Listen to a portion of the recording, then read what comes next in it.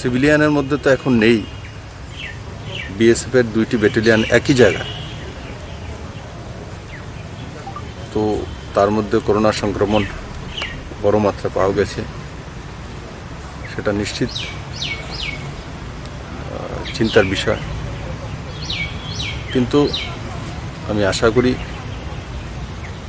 যারাই করোনা আক্রান্ত হয়েছেন, পজিটিভ কেস হয়েছে, বিএসএফের জওয়ানরা বা তাদের পরিবারের লোক, খুব কম সময়ে আমাদের স্বাস্থ্যকর্মীরা আর যারা দিন রাত পরিশ্রম করে করোনাকে পরাজিত করার জন্য রাত দিন পরিশ্রম করে চলছেন, বিভিন্ন স্বাস্থ্যকর্মী, পুলিশ বিভাগ, অ্যাডমিনিস্ট্রেশন, আমি আশা করি ওনাদের পরিশ্রম বৃথা যাবে না। যেভাবে আমরা আগে 2 জনকে করোনামুক্ত করে তাদের স্বাভাবিক জীবনে ফিরিয়ে নিতে সক্ষম হয়েছি,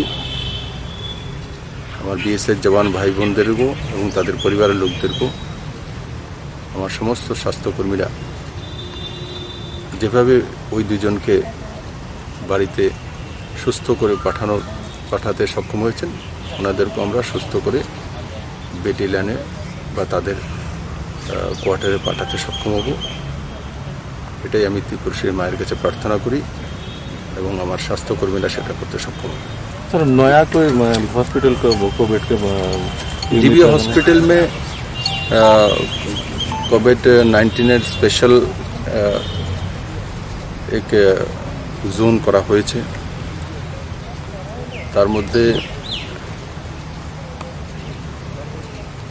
পর্যাপ্ত ব্যবস্থা রয়েছে, কিন্তু তারপরও আরও কী কী ব্যবস্থা করা যেতে পারে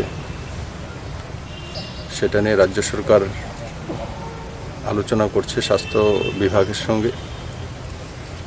আর আমি আশা করি রাজ্য সরকার যেই ব্যবস্থাগুলি করে রেখেছে সেটি পর্যাপ্ত,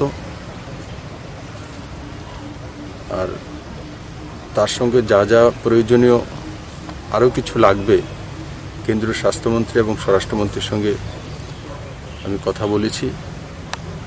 কেন্দ্র সরকার সমস্ত সহযোগিতা করার জন্য প্রস্তুত রয়েছে এবং সহযোগিতা করছে।